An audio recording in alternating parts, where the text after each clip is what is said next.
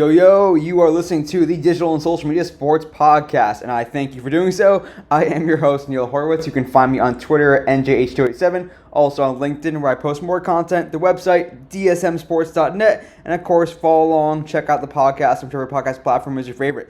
So glad you're listening to the show today. This is such a phenomenal conversation. I was so psyched to be able to book this guest, and he delivered just above and beyond, just so much good insight. My guest on the podcast today is Ben Koo. He is editor-in-chief and CEO of Awful Announcing, also The Comeback. Fantastic sites. Awful Announcing just does a great job of reporting on sports media, bringing you every little thing that you may have missed. The sports business angle, just tons of good stuff. And Ben has been there for a long time now, and while other sports media publications have kind of gone by the wayside of media publications in general, Awful Announcing is still alive and kicking, and Ben has just so much good insight on running that site, on how sports business, sports media is really perceived in the industry, and just tons of good stuff. Cannot recommend sticking around enough. So here he is, Ben Koo, editor-in-chief and CEO of Awful Announcing. Right back with today's guest, and I'm so psyched to be talking to him. I've been following his work and his properties for a long time now, so I'm kind of fanboying a little bit. I'm really psyched to pick his brain and learn from him. He is right in the middle of the sports media ecosystem. My guest on the podcast today is Ben Koo. He is editor-in-chief and CEO of Awful Announcing, as well as thecomeback.com. Welcome to the podcast today, Ben. Honored to be on. Very excited to get into it with you. Heck yeah. Really interesting stuff, and I'm going to learn a lot from you today, and I think our listeners will too. But before we get into the meat of our discussion, Ben, tell us about you. Tell us about your background, how you got to all your stops along the way, how you got to where you are today, and any tips for folks that kind of want to do what you do. Yeah, so I came from a business background and studied marketing at Ohio State, and was basically working in startups in Silicon Valley where I was born. And about a year out of college, I kind of just through gumption and being proactive, started to do some writing on a popular Ohio State website. I think at that point it was owned by Fox. Mhm. And I liked doing it, and I was getting a little bit, it was a side hustle. I was getting like a little bit of money, like a couple $100 a month maybe. And it was interesting to me as someone working in startups. I basically said, like, what is the business behind these sports websites? And this is like 2006, 2007. How do they make their money? Because I knew that journalism at that point was not going to be like a lucrative field, but I was interested in it and I liked doing it, but I wanted to know more about the business. And that's kind of one of the cool things about living in Silicon Valley, is that there's startups that you've never even heard of. And if you look around, you might find something that is a startup in whatever you're interested in. And I looked around and I found that Bleacher Report and a company called Yardbarker Yep. had raised millions of dollars in venture funding. And I just shot like a cold email that said, like, and I read more about Yardbarker. They had Greg Oden and Santonio Holmes and Mike Conley. I went to Ohio State. They had Donovan McNabb as athlete bloggers. So this is like pre the Players Tribune. Yeah. That they were blogging about their experiences. And I'm like, that's awesome. Like, this is so cool. And I just sent an email saying, like, I would love to work for you. I don't know what you have open or whatever, but like, Awesome. I think it's awesome. And I went up a couple of times and they hired me to do some business development and marketing for them. And then, 2008 happens. It's a crazy year where startups funding is like cut to the bone, Right. a lot of layoffs. And essentially, I partnered with another guy on a company called Blogwin, which was trying to be a lot like SB Nation, where every kind of team or school would have its own kind of blog. And in that period, we acquired the site Awful Announcing because I loved Awful Announcing. There was a guy who had run it for about 2 years, and I thought it was so cool to learn about the business. And back then, most of the sports media coverage and business coverage were in like actual like magazines. The Sports Business Journal like was more of a magazine that like your office, if you worked in sports, might get, and you had to like get it and read as much as you can during lunch, and someone else would grab it. Right. And Awful Announcing was really kind of explaining why sports rights deals were going from ESPN to Fox or Fox to ESPN, why certain people were leaving net. Like, I just thought it was so interesting. And then the site, the guy who was running it basically made the decision that he had a more lucrative full-time opportunity in a different field that he wanted to pursue more. He didn't want to run the site, and it just went dormant. And I said, like, people love this site. Like, it can't be dormant. I'll buy it from you. So we bought it through the company I was at, Blogwin. And then, for a handful of years, we operated it and it grew. And I was really hands on there. And then in time, me and the Blogwin fit was not kind of working out like I thought it really could have. And I basically left the company, but took Awful Announcing with me to start a new company. So so it's been like almost 15 years with Awful Announcing. Wow. Almost half with the other company, and more than half, under kind of my sole ownership to a certain degree now. So that's the story there. How did the comeback enter the picture? The comeback was I'm hiring writers. We have a good team, but there's not always, at the time, we didn't there wasn't always stuff for us to cover in sports media. So I said, these are good writers. They like sports media, but they still like sports. We need a second site so people can kind of do stuff when it's slow in sports media. And over time, that property has grown considerably.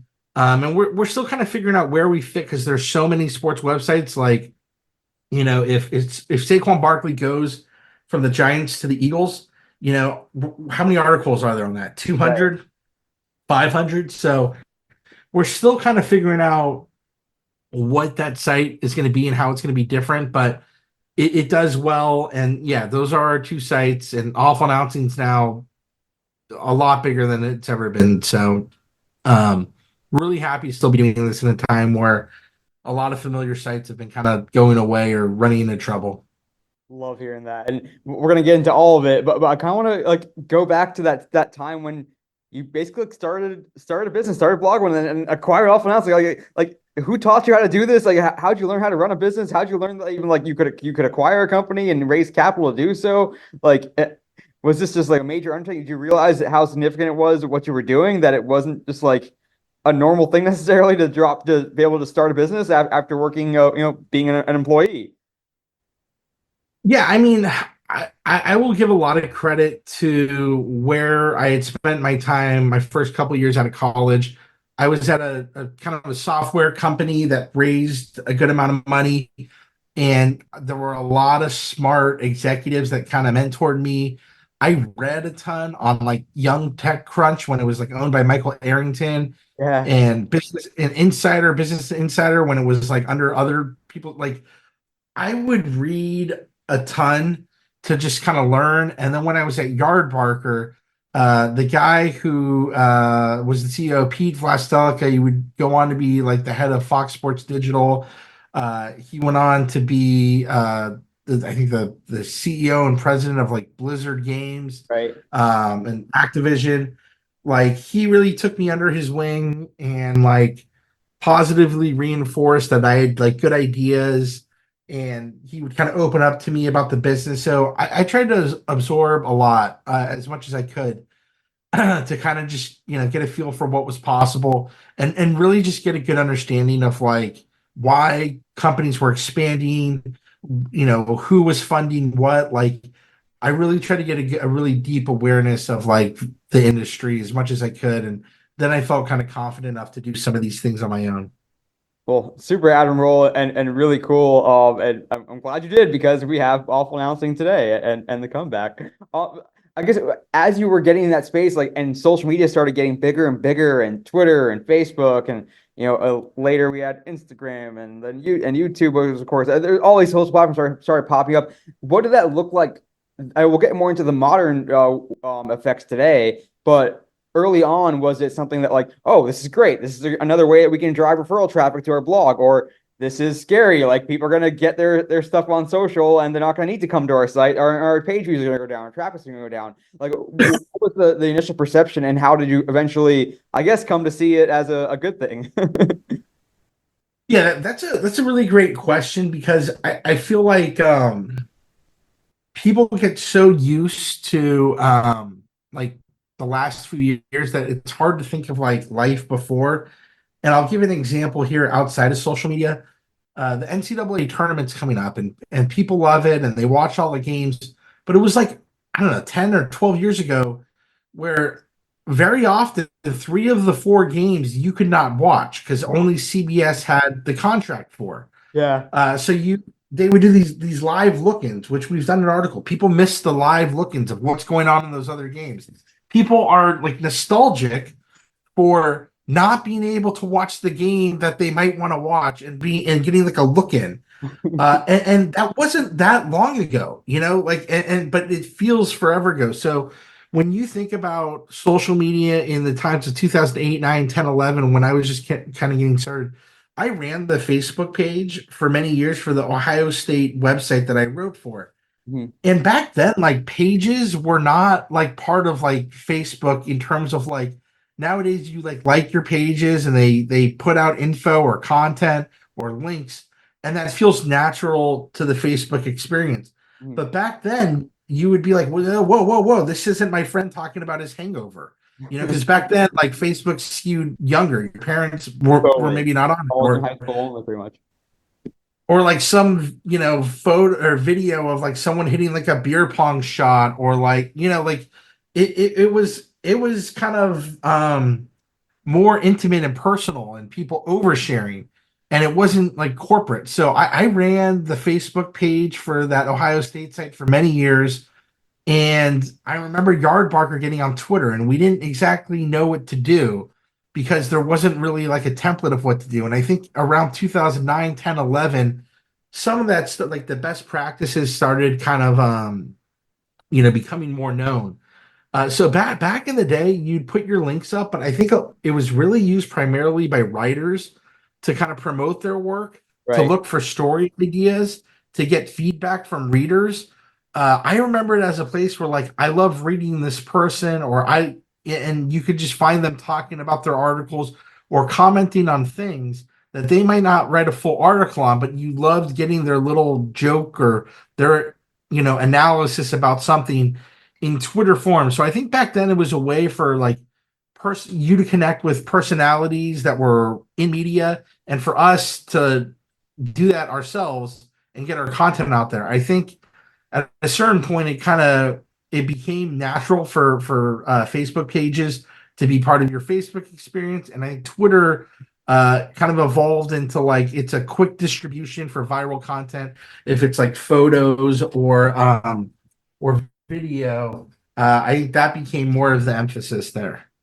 And even today, like, have you seen referral traffic from social platforms go down? Is it scary? Like, or like, and do you have to almost have like sometimes where the posts are like the headline and maybe a little bit of like, is there any sort of like clickbaitiness to like, do you need that click? Do you need those page views? Because that's how you monetize ultimately. Yeah, that's a great question. There's a lot going on in terms of, and I've been on some webinars about this topic. Someone said it was kind of sad to hear. It's still Facebook, Google, and Twitter that are driving the most amount of traffic. It's just that they're all down a lot, and nothing has come and replaced it. And I was like, yeah, that's exactly what's going on. So with Twitter, it's under new ownership. It's a little dicey. We have Threads and Blue Sky kind of growing a little bit. I find what Facebook has done to be, and there are some great articles about like how Silicon Valley is turned against publishers. Facebook has really gone anti-news. They don't want news in the feed. They don't want divisive stuff. Right. And you can see this in your news feed where you like these pages, but you're not seeing their posts as often. Yeah. And there's been a noted decline in publisher traffic from Facebook considerably just the last year. And that decline was there before, but it's accelerated recently. And I hate going through my Facebook feed and they're like suggested pages, and it's something that you have no like connection to.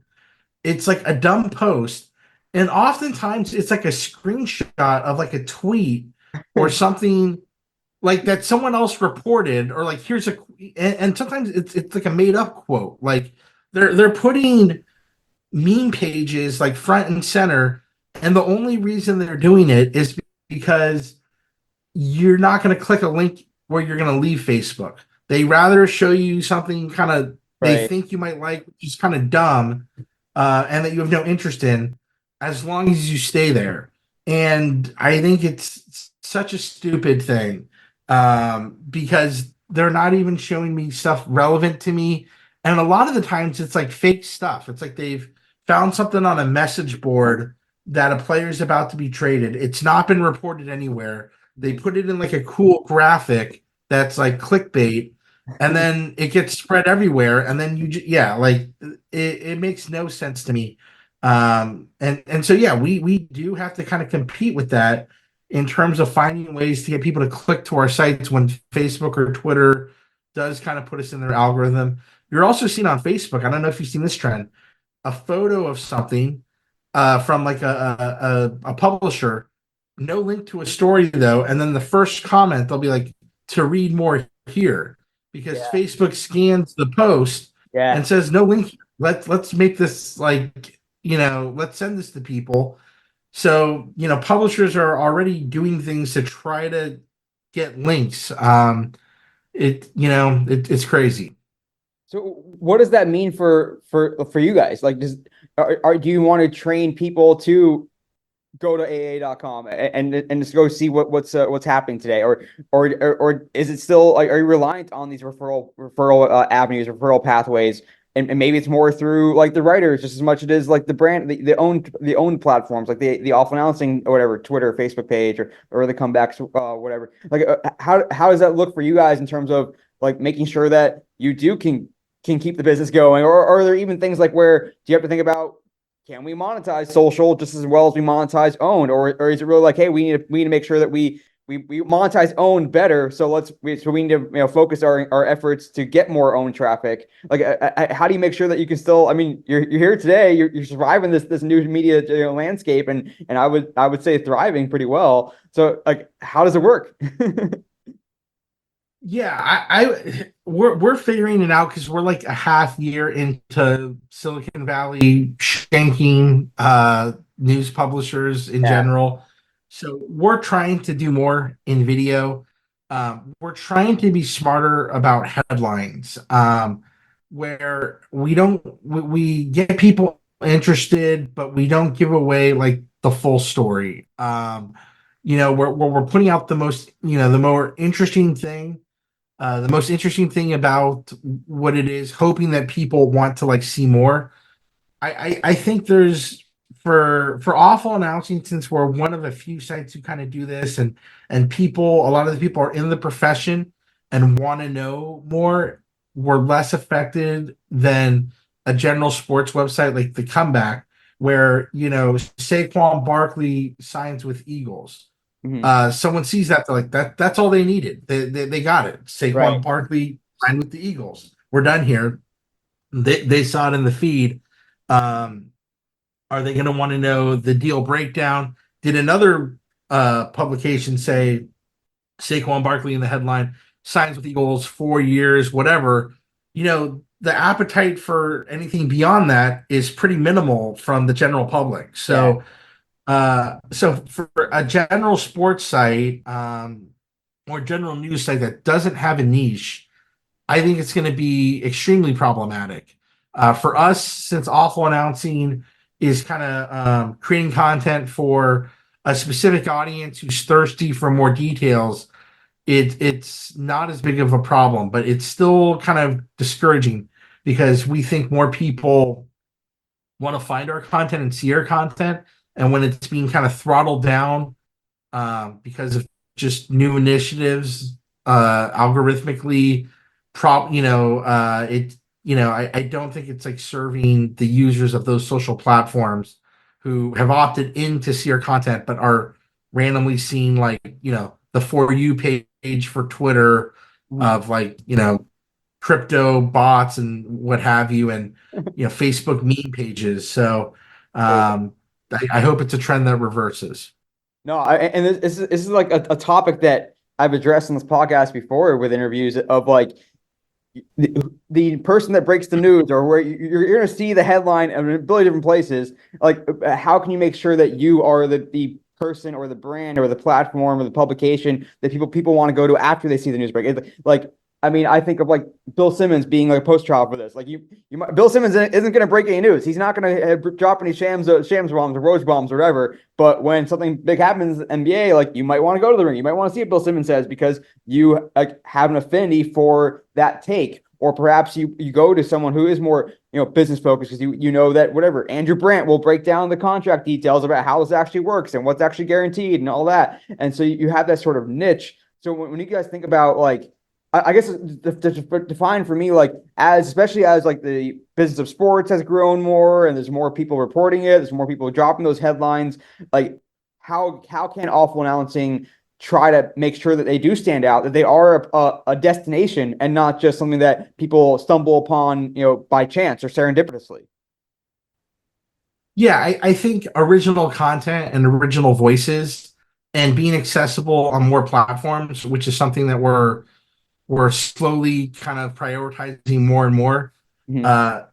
Really, really good quality voices, and being kind of on more platforms, whether that's like a TikTok, Instagram. We've been promoting our content a lot more on Reddit because I think some people have kind of moved from Twitter to Reddit in terms of content discovery. So yeah, we have to spend more time really kind of being in more places. If you've ever watched Mad Men, there's like a quote that Bob Benson, this character, says to this guy who's having like a breakdown. He says, "You can't be at the right place at the right time. You got to be at the right place all the time."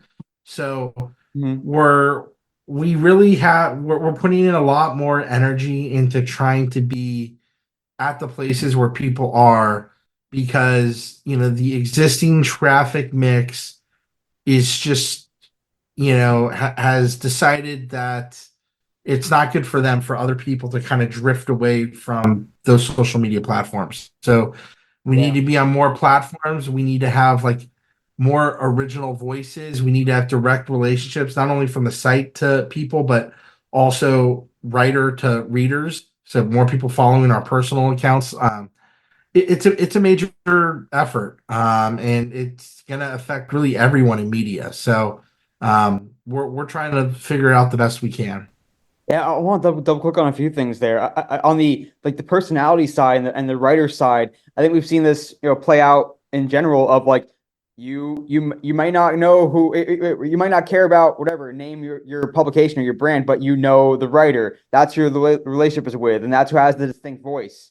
You want to get whatever Kevin Clark, no matter whether he's at New York Times or The Ringer or wherever, or ESPN, wherever places that he might be. So is there something where you guys are creating affinity for the brand, for awful announcing, but you're also creating affinity for whatever Andrew Buchholz or Ben Koo or whoever it might be? Like, is that mutually beneficial, even if one day Andrew Buchholz could leave?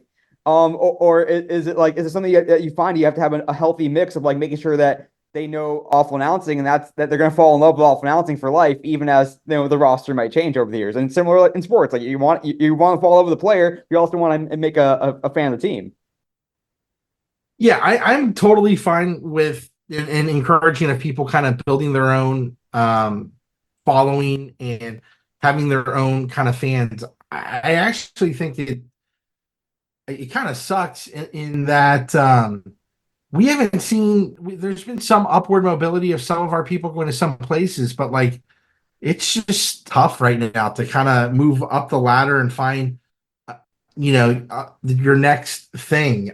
We've had people like leave and come back. And I wish that wasn't like the case. I think some of the examples you had, or like Mark Titus has bounced around from like 4 or 5 things. Like, but no, I encourage people to really kind of have their own voice in our content, engage with people.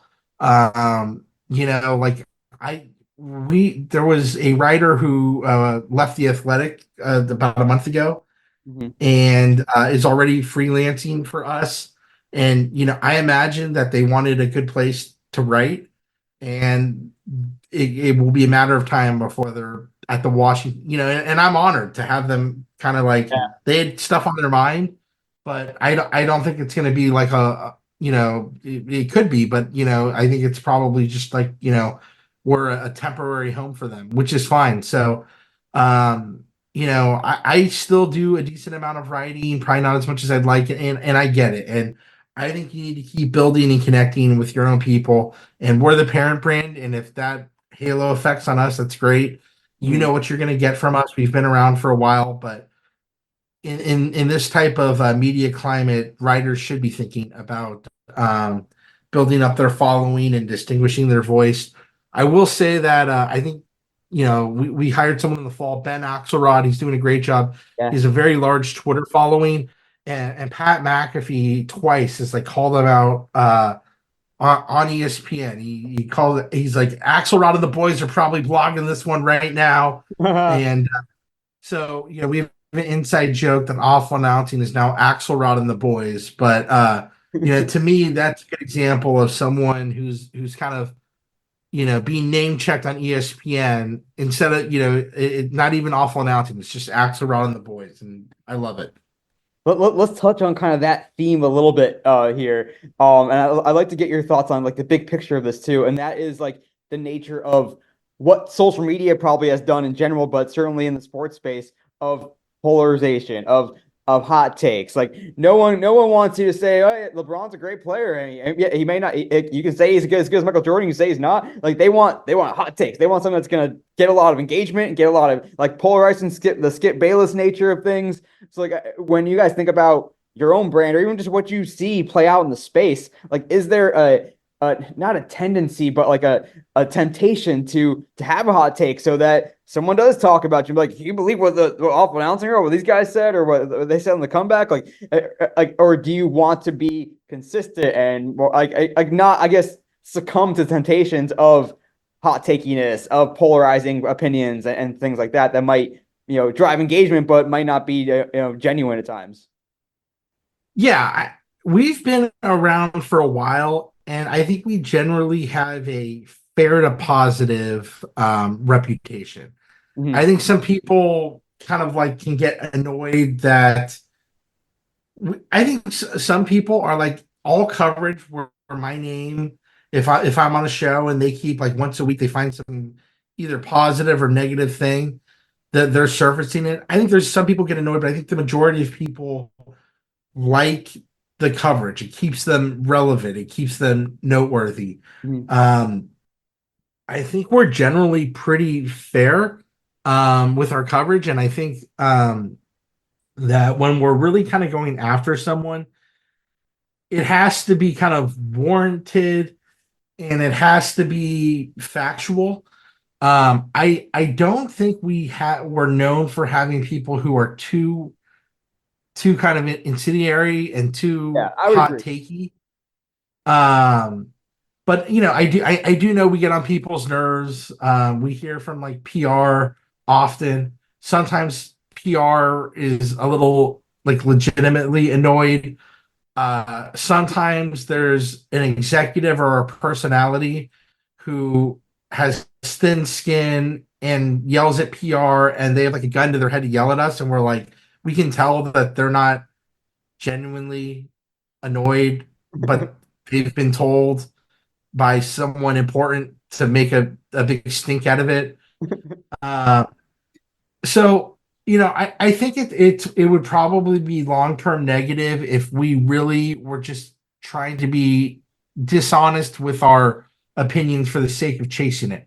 I know Love that some people accuse us of that. Like, when we covered Barstool, well, we still cover Barstool, but that. we'd Mhm. write about Barstool, and we always do make it a point to do a follow-up second and third tweet sometimes of our hottest articles. And like the Stoolies are the most tribal. and they'd be like, "Oh, you're tweeting it again. Look at you guys." And it's like we did that for like, like once a day for our hot stories every day. Most not, 9 times out of 10, it has nothing to do with you guys. Yeah. So people like to kind of chirp a little bit that we have favorites or this and that, but I don't know. I just don't see that. I think our reputation is generally neutral to positive with some nitpicks here and there. But we write so much content, it's impossible. I mean, we pissed off Stephen A. Smith at South by Southwest. He said last night we should kiss his ass. And then he says awful announcing. First off, they do good work most of the time, and then he went into some fucking thing. But it's the first time I've ever heard him complain, and it just comes with the territory. And I think we do a pretty good job having opinions, covering the space, but not succumbing to, like you said, the temptation of just like hot takes for clicks. Yeah, no, I really appreciate that sentiment and respect for like having the long-term brand and the trust of the users in mind being a part of it. I want to touch on a little bit of the business side, but I also just want to continue a little bit on this just the nature of the vocal minority of sports fandom, of the polarization as well. When it comes to like your guys is covering sports media, sports business to a lesser extent, in this conversation at least, and like saying, "Oh, Tony Romo is now the worst broadcaster in sports," or whatever. Get Jack Collinsworth off. Like he's terrible. Like how can you start to think about that this is the true perception of what's going on in sports media, or this is the right story, or this is just whatever a half dozen of the loudest people on Twitter that are making the most noise, or one person with a loud megaphone and a big audience that is driving opinion. Like how do you kind of balance that like actual opinion, actual things versus the quote unquote like the masses, the vocal minority, I guess, the pitchfork folks. Yeah, that's a really good question, and I think Twitter. A lot of people said the real world is not Twitter, Yeah. especially a handful of years ago. I think in 2016, you really kind of saw that fray when Twitter was kind of a more progressive place that was very turned off to culture war, and we saw that when we were covering like Kurt Schilling and Colin Kaepernick in that world. Twitter was a place of like, this is ridiculous, or not ridiculous, but like, I can't believe Kurt Schilling said that. Why are people so mad about the anthem? Like, those were the opinions that rung out on Twitter, but that was not kind of the shared general sentiment. And I think Twitter has become a little bit more balanced in opinion. I think the thing that you're asking about, like opinions and just realizing, where does the real sentiment lie? One thing is, it's good to have a good group and a diverse group in your own newsroom and on Slack. Kind of like, do we all hate this person? Oh, there's 3 or 4 people who don't, and there's 7 people who do. That's interesting. Yeah. So that is always helpful. I think if we were to put a Twitter thread or a Facebook poll or whatever on just about anyone, Tony Romo, Gus Johnson, Joe Buck, you're going to get a big cluster of people who are fans, a big cluster of people who are some type of neutral, and a big group of haters. So something like announcing is super subjective. I love it when my mom emails me and she has like opinions on announcers. Do they get paid by the word? She'll text me. Hated his tie. They were horsing around too much in the booth. That was like another thing. But yeah, so having a good newsroom with a diverse opinion, being fair when we do write an opinion piece or critical piece, or putting other people's comments, like people hated how this person called the end of a game. Another thing is just trends. So sometimes we do polls and we get like 4,000, 5,000 replies, and we'll say, rank the 4 NFL A boosts that are not Amazon. So ESPN, ABC, CBS, Fox. And if you see like which one's your favorite, if you saw Romo and Nance a few years ago win that thing at like 40%, where there's 4 options, and then a few years later they're in second or third and they're at like 20%. There's a trend that we can kind of talk about, that more people are getting annoyed with Tony Romo. So yeah, trying to see it both ways and trying to figure out what are the trends in terms of how people are going over with people. No, I think that's a really smart way to think about it for sure. And I guess let's touch briefly on like the metrics piece of how you know a story is popping and what really matters to you, what matters to advertisers, and I would love a quick word too about just how you guys make money and what the revenue streams look like. But when you're evaluating the success of a story, is it like we got a lot of new users to the site that don't normally come, or we had a lot, like, they spent a lot of time on the site. The time spent duration was really heavy, or just straight page views, like the page views spiked a ton, or got a lot of referral traffic from a platform that normally doesn't drive as much. Like what are some of those factors, those variables that you look at when you're evaluating a given story, or just like looking through how the week looked on AA or the comeback? Yeah, page views is still probably the number one thing because it pays the bills Mhm. for us. And one thing is that we're like a unique media company in that we don't have any institutional backing or investors. Yeah. Um, and we are not aligned with a Vox Media or a Penske Media or whatever. Um, and I think other companies have been able to kind of invent um, metrics that are super good for like long term, but are maybe not of value right now. And I would love to do that. I would love to be spending more on like long term things, but like we just don't have the institutional backing to kind of be thinking as much long term as we are short term. So we are making like investments in video and hiring and whatever, but we are probably more locked into page views because that's just what keeps us paid. We Mhm. do like front page, homepage traffic as a big indicator Yeah. where someone either typed into their site awfulannouncing.com or they read a story and then clicked on like the logo or the Right. home to see what else they could find. Pages per visit is always encouraging to see if we're doing better there. Mhm. Time on site helps us with advertiser retention and higher programmatic ad bidding. When people see that people are on here, they're seeing your ad units for 45 seconds or 2 minutes or 3 minutes opposed to 17 seconds. So retweets, impressions on Twitter. How much did this tweet about an article or a piece of video get seen? So we generally, as long as we're profitable and growing, we're happy. And I try to not have our team too focused on a million different statistics, Right. but Right. I think for us we're a little bit different because um, we're not part of a larger entity.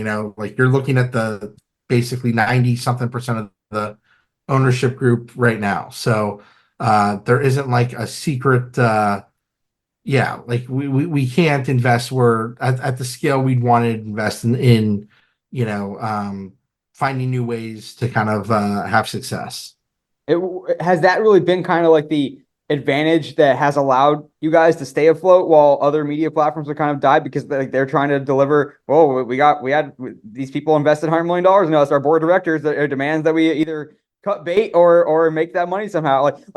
What has allowed you guys to survive? And then also kind of on a tangent to that, like, is the future of media in general, but Awful Announcing as a microcosm going to still be like advertising backed businesses, or is there something that is coming that's going to replace for like subscription, like with the Athletic, of course, and what they've done, or more native content integrations, or whatever it might be, more own platforms. Like I guess so on the what has allowed you guys to stay afloat while the rest of the world seems to be burning around you at times, and what the future could look like for diversifying monetization. Yeah, great question. I've evolved my opinion here considerably. First, you said like everything's burning down. What's doing well? I think the New York Times 2 days ago or yesterday did an article on like here we tried to find something positive happening in media we have found these like 6 companies, and it was like the Ankler, Hmm. Semaphore, Punch Bowl. So niche things that have subscriptions and events seem to be doing well. I think what hasn't done well is scale for the sake of scale. Yeah, And that's like BuzzFeed merging with a bunch of things. I think that's Vox good. Media got really big. Yeah. Complex just like sold to a new place. So, I told you I worked at Yardbarker, which Hmm. was later acquired at Fox Sports. Back then, like Bleacher Report was like 3 blocks away from us. And SB Nation was just SB Nation. It wasn't Vox had not become a thing yet. It was just a sports company. And everyone kept raising money and getting bigger. And like, Hmm. we have a CTO, we have a CFO, we have a chief marketing officer, and we have this new platform that we're rolling out, and we're hiring this head of video. And I was so jealous that I was like, these guys are getting so big, they're shaking it up. Sports Illustrated is so far behind. ESPN is still kind of struggling. Like the major sports channels were not kind of like, and this is 2008, 9, 10. They were behind on digital. And I was like, look at them raising money. They're taking over the world. And I would love to just have a big tech budget and all of this. Hmm. Um, and what I've noticed is like SB Nation's platform and Vox Media's platform, they recently like let go of all the developers and engineers and said we're going to publish to WordPress. And you have basically seen all of these jobs that have been taken away in infrastructure at companies chasing scale for people who were not creating content. And I look at us, and it's like every dollar that comes in, almost every dollar, a huge percentage goes to people creating content. Yeah. And when I take meetings with like a potential partnership with another media company, and there's like 4 dudes in their 50s or 60s, and I'm like, that could be like $1 million a salary, and they're not like creating content. Yeah. And if it works, it works. And like, you got to have some of these dudes.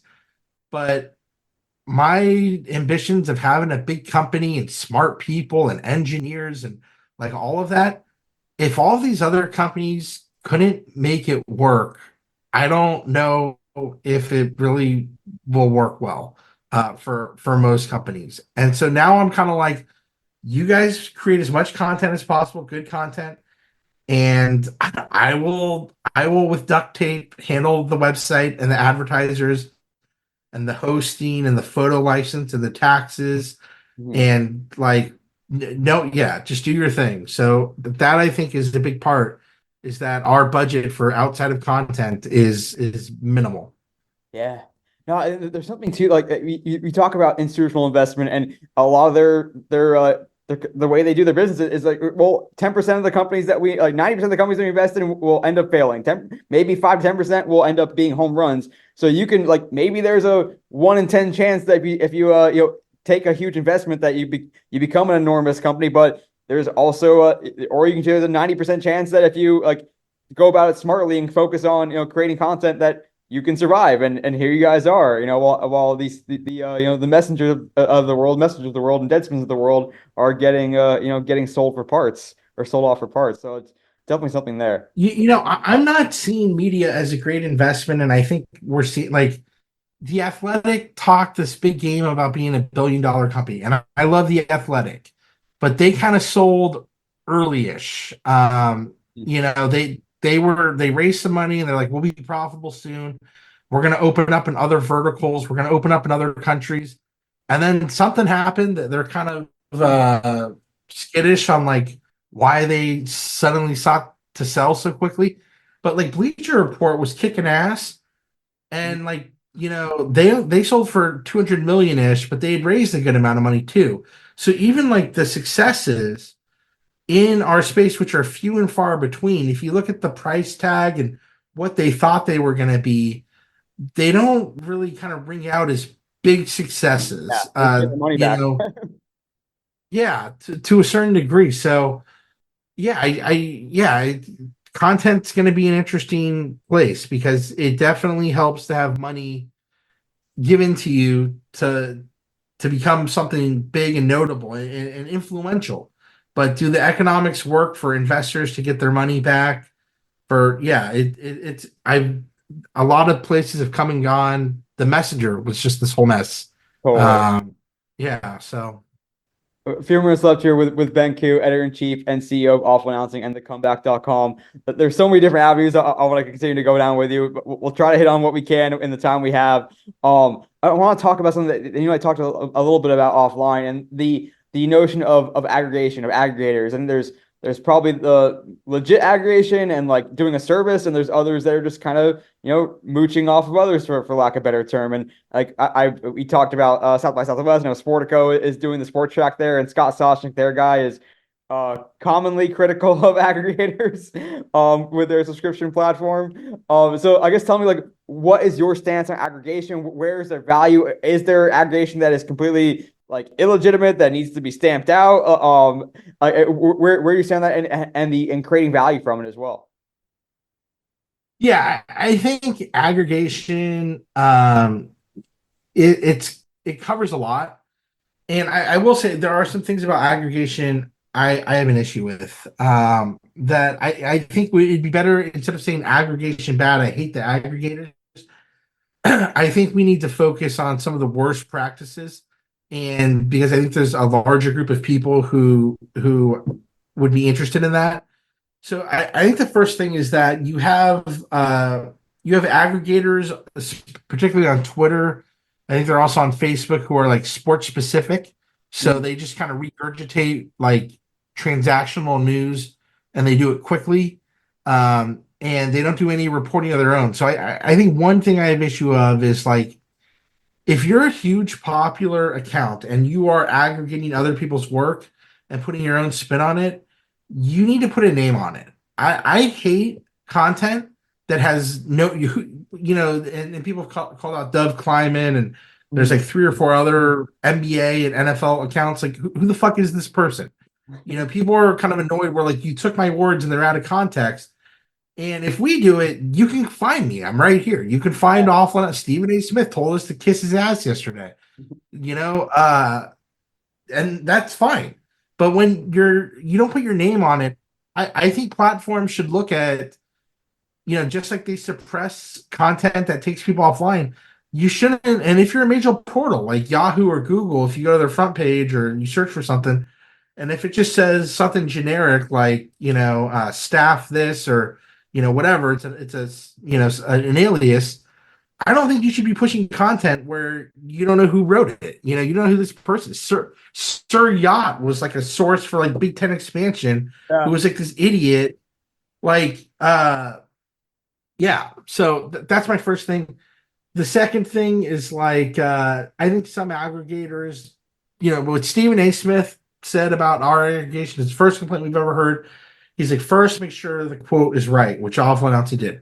2, give proper context. Looking at the article that he complained about, I think we did. But yeah, context is good to give the full thing. And I think some people, whether they're a site that's rooted in right-wing politics or left-wing politics, will find a crazy quote and then will not fill in the context. Yeah. So I think Stephen A. Smith's 2 things that he told us to kiss his ass about are actually correct, context and whatever. But I think some people are just annoyed that they're on a large platform, that they're successful and they say stuff and it creates news, which I think is generally good for people. But they harken back to like, wasn't it sick when I was small and underground? I could say whatever the hell I wanted and nobody cared.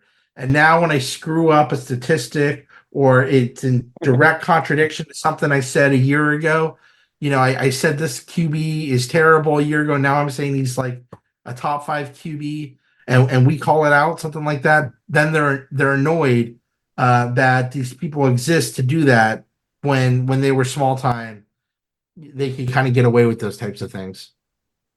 And on the notion of kind of just like not stealing someone's content, but using it, and sometimes with, sometimes without attribution. Like you guys have the Off Announcing podcast every Friday. It's my part of my listening diet. And if there's like a great quote on there from one of your guests and whatever, let's just say Bleacher Report for lack, just as a random example, puts it on a graphic, and then they get whatever 1,500 retweets on it, and drive tons of impressions. Do you can and like is it like okay, well, as long as they referenced on the graphic like via Awful Announcing, then cool, all is fair, or is there something not kosher about that? Like how can that be a legit thing, or is there no legitimacy there at all? That's a good question. I think as long as you're referencing where the quote's from, that's kind of fair. You'd like to see some links and if they use it in an article. I'm going to give you a story right now that I've not told that many people, and I think you'll find it pretty interesting. Mhm. Two years ago, because fall of 2021, the Bishop Sycamore scandal happens, and Awful Announcing, not to brag, and me specifically, but also with some help from the team, we're publishing 2 to 3 Bishop Sycamore stories a day that we were breaking news. Mhm. We had a string of really good people were like, that's some of the best work you guys have done. And the website Complex took some of our quotes and put them into like Instagram I think it was Instagram quote things, and they referenced us. And I think Twitter did this too. And the algorithms, because they're complex and they're trendy and it gets engagement and they did it in a smart way, it rose to the top of trending for Bishop Sycamore. And it was basically our work. In the days after the Bishop Sycamore story broke, there is kind of a story that I haven't told in which there was a massive rush of Hollywood trying to own that documentary story. Yeah. Michael Strahan's production company won that race, and they partnered with The Athletic. And that's one of the first steps is like partner with someone doing this. And people are staking out their claims in real time. When anything viral happens, behind the scenes, there are different studios, production companies, agents circling. My inbox blew up. Yeah. And the thing that happened that was interesting is Complex, through just that quote graphic, got Kevin Hart's production company reached out to me. And I said, I'm still kind of covering this. Can we touch base next week when it calms down a little bit? But then a day later, they reached to deal with Complex, who had just done like a quote graphic of our work because they want Complex in the press release being like, we're doing this documentary because they're trying to build their case. And the only reason, and they had done a little bit of reporting, but I think that reporting was because they were trending and a player or two had reached out to them. But like, it's crazy that like one quote graphic placed them at the top of trending, I think on Twitter and maybe Instagram, got them one interview with someone, and like now they're in a project with Kevin Hart. It didn't come to fruition. Wow. Rich Paul was involved in that too. So that's part of the game.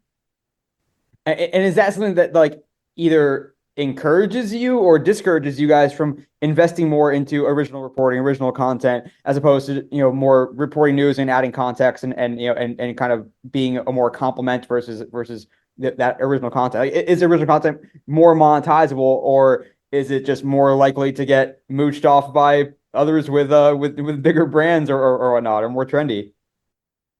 It doesn't monetize that well. Every once in a while, we did this story about Kevin Brown, the announcer, getting suspended by the Orioles.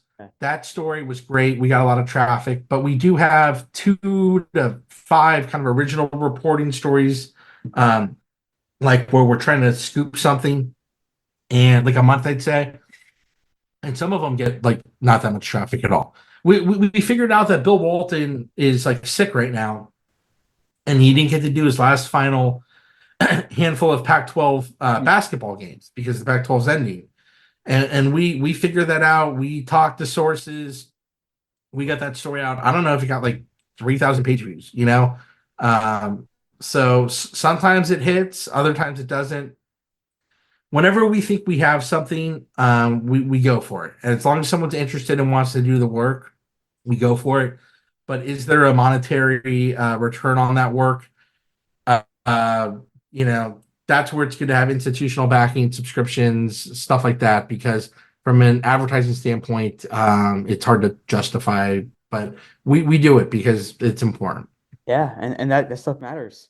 One last thing I want to touch on is the nature of fans engaging back with you and kind of being your like an army of watchdogs out there. I don't mean to use watchdogs as a pejorative, but like if they see something on whatever an RSN broadcast that Off Announcing needs to cover, like is that a part of the ecosystem? Do you guys have like DMs coming in that are fueling you guys, and is that something that you guys enjoy the fruits of, I guess? Yeah, we get tips frequently in the DMs, through email, and it's helpful, and we certainly appreciate it. Sometimes someone's like, "You got to check this out," and we're like, "This is a nothing burger," but most of the time, a lot of a good chunk of our stories usually come through someone tipping us off, and like we appreciate that. One guy recently told us of a story. We did the story. I said thank you, and then he sent me like a Venmo request for $15. What? I was like, what? I was like, I don't like. All right, like I don't know. Is this okay? Yeah. So I don't know. This new generation wants like 50. They don't want their account called out or like whatever. They want like $15 on Venmo. So And I asked weird. that as kind of a natural way to set up this last thing I want to end with you with before we get to the shareable stat.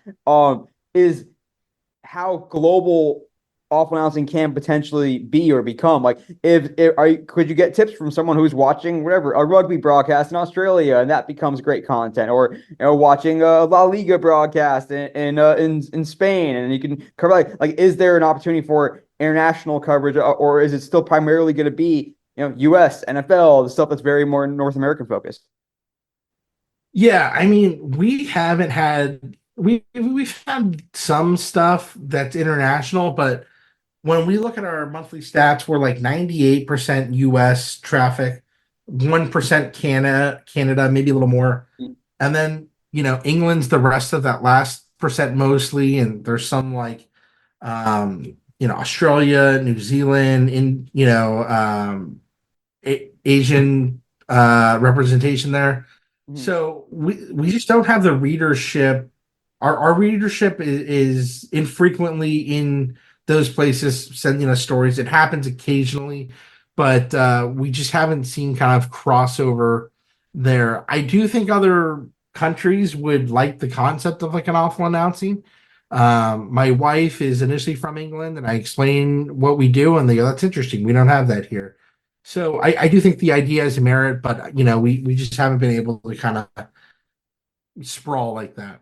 Yeah, that's what I'd be interested in is if there is a burgeoning young entrepreneur out there that wants to create an awful announcing for UK, for Europe, for Australia, and maybe that's the original blog win idea can become rebirthed as an awful announcing of ecosystem of family networks. I would love to license the brand and have some some uh franchisee revenue. So if anyone's out there listening, feel free to message me to further explore this idea. I love it. It's like a Seinfeld episode. We go full circle back to Blogwin and here with awful announcing. Just such good stuff, Ben. We're gonna have some fun with you with our quick hit segment coming right up. But first episode, shareable stat coming at you right now.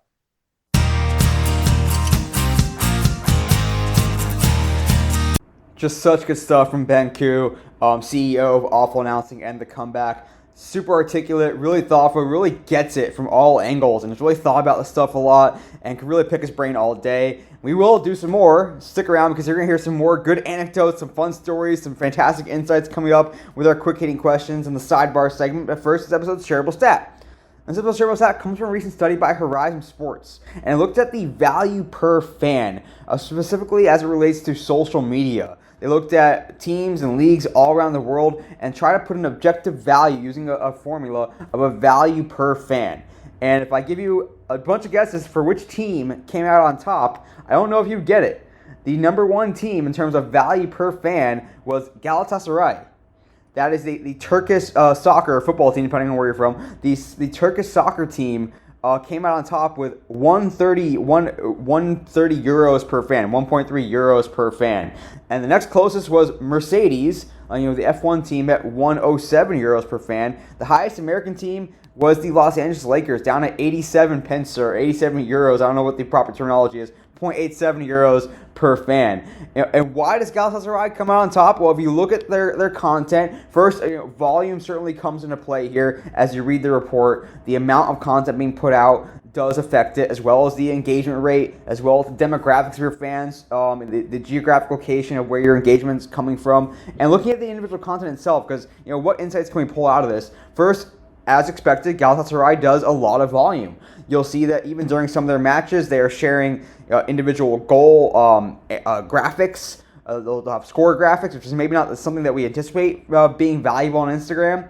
But if you have the right execution and the right fan base that wants that stuff, that could work. They also do a good job of really doing a lot of coverage around training, around practice. They arguably post more content for training than they do versus their matches. A lot of it is catching some of those quick hitting things that may happen with players showing personality, having some fun when they're warming up before training, having some fun with little drills and showing unique drills. They also do a really good job of really being innovative. They have some GoPro content that really stands out. They have some sort of animation and illustrative content that stands out. They also will post some static graphics to promote things, whether it's a player stat graphic or happy birthday or various promotions, and they do a good job of really elevating those graphics. So it looks different. It really does stand out, and it's a thumb stopper in the field. They also do over-index on images compared to what you see elsewhere on Instagram. They do some video, of course, some reels, but the majority of their content are static images and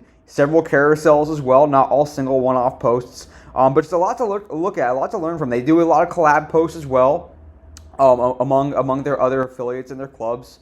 So something to think about, a really interesting study. You can check it out. It's from Horizon Sports, and they looked at the value per fan. And the one that came out on top by a pretty decent margin was the Turkish soccer club Galatasaray. All right, that's episode shareable stat. More importantly, stick around because you're going to have some more fun and learn a ton more from Ben Koo of Awful Announcing. Right back from this episode of Shareable Stat, and I am joined once again by Ben Koo, Editor-in-Chief and CEO of Awful Announcing and The Comeback.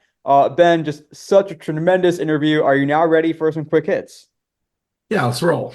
All right. I know this first one's going to be a fun answer because I know your background. Tell me the most memorable game from your time at Ohio State. My sophomore year, we beat Michigan to go to the national championship game.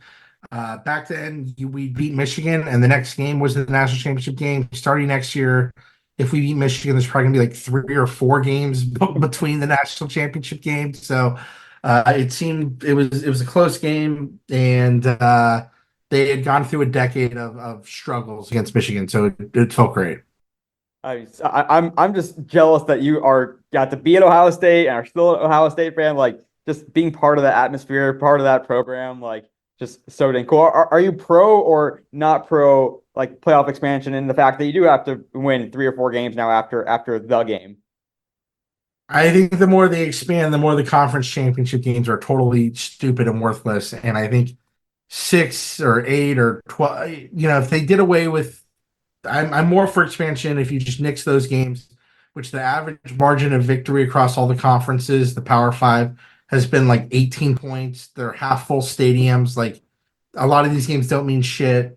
So 8, 12, whatever, but get rid of those games. This new push for 14 or 16 and keeping the conference championship games is just pure capitalism. So totally with you there. Yeah. Number 2, this is gonna be a good one. You might have referenced this answer already, but tell me number 2, your favorite story that you've worked on in your entire career. Yeah, I have 2 that I think I feel really good about. One, it was a story about a Boston College basketball player called Joe Streeter, and the point of the story was that someone edited the Boston College point shaving scandal that is mentioned in Goodfellas. There's also a 30 for 30 about it. They added him on the Wikipedia page in 2007, as a player who took money, and there were now like hundreds of articles that had his name in it. He Wow. wasn't on the team the year of the point shaving scandal, Wow. and I was able to figure this out and wrote an article that like, hey, this is all a bad Wikipedia edit that you guys ran with, That's which was wild. interesting. And then the other one is that there were some layoffs at Fox Sports Digital about 5 years ago. I knew about it months in advance. I talked to like 20 people. It was my version of like a journalism marathon. Yeah. And what came out of it was a really robust story, well sourced, where I really got to be like a full time journalist working on something for rare time. That Yeah. story was really popular and well received. And yeah, really enjoyed the process of doing something for a stretch of a few months. And yeah, just really enjoyed that process. That's awesome. Those are some great ones. Do you miss having the journalism hat on every day? I mean, yes, you still get to write a little bit, but I mean, you're running the business too. Like, do you miss that part of it sometimes? Yes. Yeah, I wish sometimes that I was 90% more what I was doing and I was doing 10% business. Maybe one day that'll happen, but for now, I like my gig. The business side's challenging and in its own different way. But yeah, I definitely enjoy the writing and journalism more. Next question for you. If you go and look at the analytics and rank by most page views or more, or even just most impressions on social, what is the most viral post or story from Awful Announcing in your entire time there? We have two that have closed around 2 million page views. One is when Maria Taylor was her outfit was commented on by a Chicago sports radio host who said she looked like a porn star, and Oh God. she like was really unhappy about that, and she quote tweeted our article about it, and that was a big thing. So that was just kind of us observing something. The other thing was from this summer, the Kevin Brown, not the former pitcher, the announcer, who was like suspended for the dumbest of reasons. And that was a story that we were able to kind of dig up and really went viral, particularly because almost all the Major League Baseball announcers in their next broadcast brought up the story and said how offended they were at the Orioles. That story really kind of grew and grew. And also was right around 2 million page views. So I would think the Kevin Brown story has probably surpassed the Maria Taylor story at this point, but it So was close when we kind of last checked. just a wild story overall. I mean, that was a yeah. Next one for you. We alluded to this already, I think. So tell me the country besides the U.S. and Canada that's most engaged with Awful Announcing, and like, has there been an international story that has moved the needle in any significant way? England and Australia are the two that come out more. I know that whenever we've had something maybe related to like Manny Pacquiao, Hmm. we do get like a Filipino audience or an audience in the Philippines. There's like a very big Pacquiao readership that if there's something pertaining to him will come out, but it's really England, Australia, US, Canada. Do you find like is there even a way for you to tell like how many readers are reading your site in Spanish, for example, even within the States? No, I don't know if I've ever pulled that. It's a good question though. That'd be interesting. I imagine that it's probably not zero. Oh, I would assume Yeah. as it grows now. All right, next question for you. This is gonna be a fun one. Ben, tell me your dream interview and also the dream athlete you'd want to freelance for the site. Yeah, great question. So dream interview, we have been doing really good getting interviews. So I was thinking like who is out of reach? Because almost everyone seems like within reach. Mhm. And I gotta say it's Jimmy Pitaro. He's super selective. Yeah. He likes to do kind of conferences. He doesn't really do kind of one-offs. I think there are so many tough questions you can ask him or any CEO of like ESPN that you're just not going to get the interview. And if you do, there's going to be some probably stipulations in there. So if I had this magic like ability to make someone be forthright and get them, like I would have to go the COO or president of ESPN. Who would I want? Like I would say potentially like LeBron. Yeah. LeBron's like farewell tour blogging for us potentially, but I don't know. I'll have to put some more thought in that. There are some interesting people out there who I think are authentic and funny. Um, today, back in the day when Shaq was tweeting, you knew it was him, but now everyone's got like a social media agency. So it's Totally. like, who's actually going to produce this content? Am I getting an athlete who's authentic, or am I getting like a really good social media agency who's ghostwriting? And I think that's super common. It's very common, So Have you guys actively pursued or even talked about having athletes contribute to the sites on a consistent basis, or is that just like to your point, like they're gonna have a ghostwriter as Players Tribune, or they're gonna have their people do it, so it's not really worth the squeeze, so to speak, because it's not genuine. you know, I think so much of that is architected by agencies that I Yeah. don't even know. If I DM someone or ran into someone, I think that entire conversation plays out not even involving that athlete. And it's like, can we get equity in the company? What does it look like? And it's Right. not done on a one by one level of me with any athlete. It's not a direct relationship. So I'm kind of turned off by the idea because I think it's all architected by the agents and agencies and managers that these people have retained, which is totally fine. But it's just like I don't think it's a good fit for us.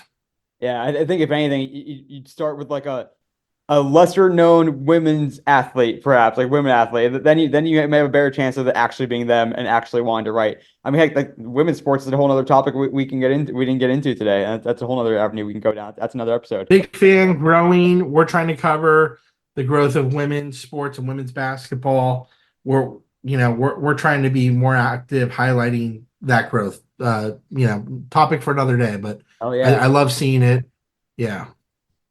Next question for you, Ben, coming down the wire here. Tell me the social platform that performs the best for awful announcing and the social platform that you think has the most potential to grow in the future for awful announcing.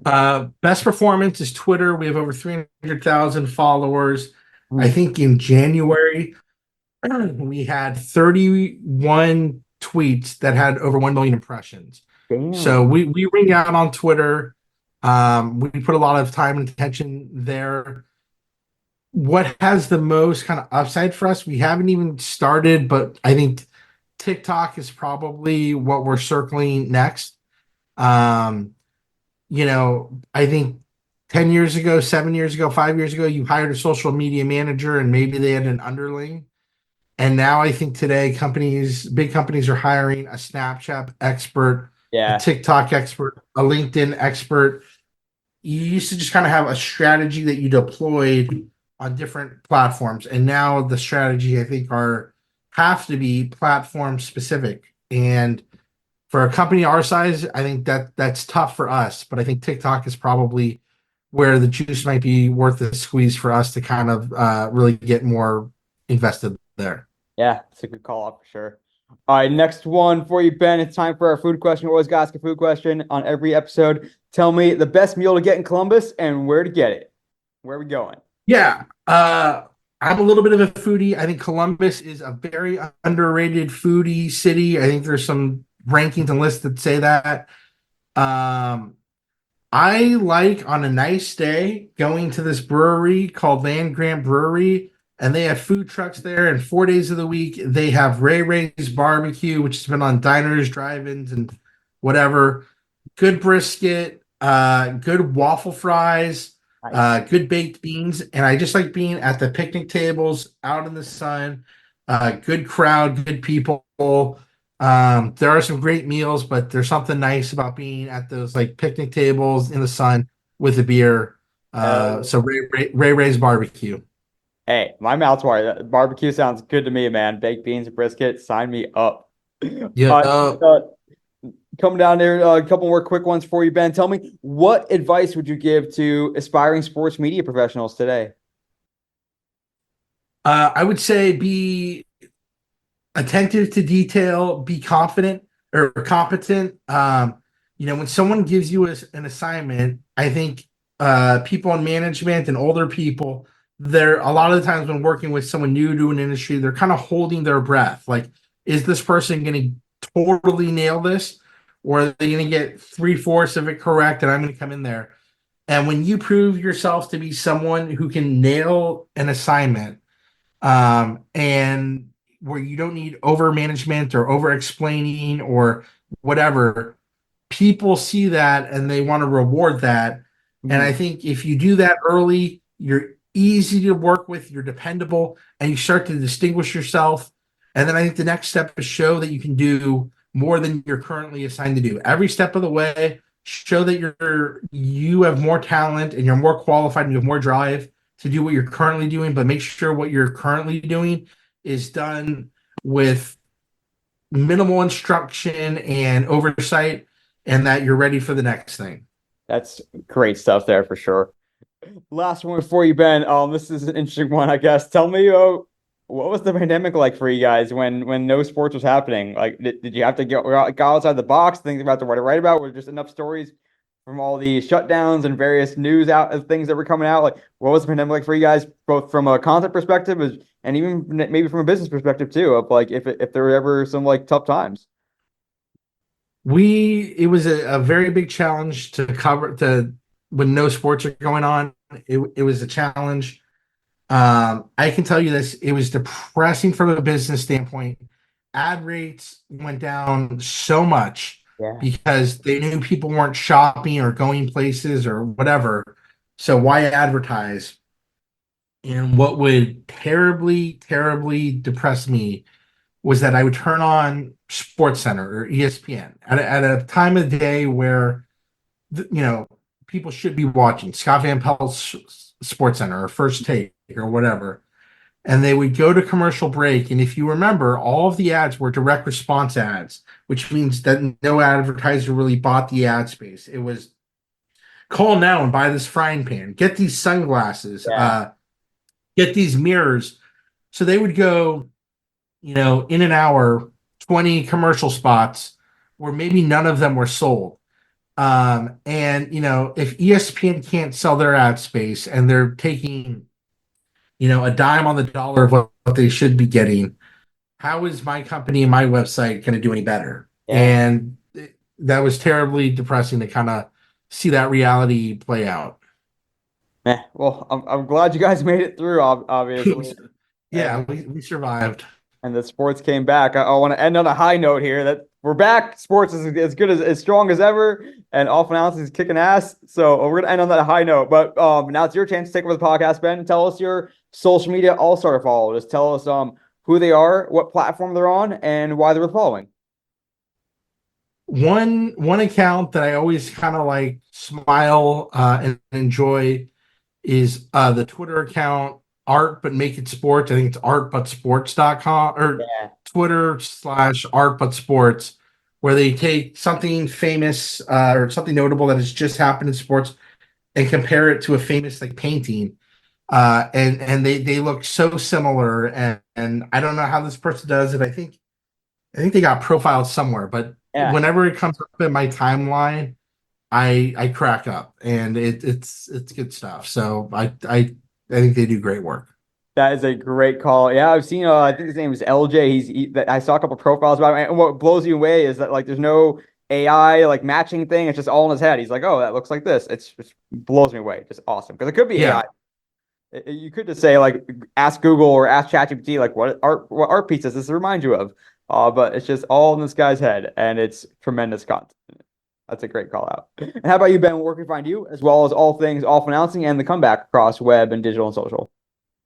I'm Twitter. My Twitter handle is @BQ, the Awful Announcing one. Best way to get a hold of us, also Twitter, is /Awful Announcing. We're on Instagram, on Facebook, on YouTube, where we're kind of building out more content there. Soon to be on TikTok. The comeback, I think we have all the handles there if you're kind of looking for some general sports. But yeah, we're at all those places. If you have a note to send me or the site, we're always kind of receptive and try to reply back. So feel free. Hell yeah. If you're listening to this podcast, you're probably already following, but if you're not, you should be. Awful Announcing just does tremendous content. Ben's a great follow himself as well. And cannot thank you enough for coming on the podcast today, sharing some of your knowledge and wisdom and insight. And thank you so much for continuing to produce great content because I for one, certainly enjoy it every day. Yeah, super appreciate it. Great questions. Love the background. Honored to be on. Thank you so much. Thank you so much again to Ben Koo, CEO and editor-in-chief of Awful Announcing and The Comeback. Cannot thank him enough for coming on the podcast today, giving us some of his knowledge, his insight, some great stories, some great examples, and really look forward to continuing to follow along with Awful Announcing and The Comeback as they continue to just really do a service and be a great outlet for this industry. But that'll do it for this episode of the Digital and Social Media Sports Podcast. Thanks again for listening. As always, I'm your host, Neil Horowitz. Hit me up on LinkedIn, also on Twitter, NGH287. Visit the website, dsmsports.net, for more episodes and content. Check out my side project, Slyke, S-L-Y-K-E, Slyke.co. Would love for you to check that out. And as always, hit me up for any other information you want and contact me to chat. Until next time, though, this is Neil Horowitz signing off for the Digital and Social Media Sports Podcast.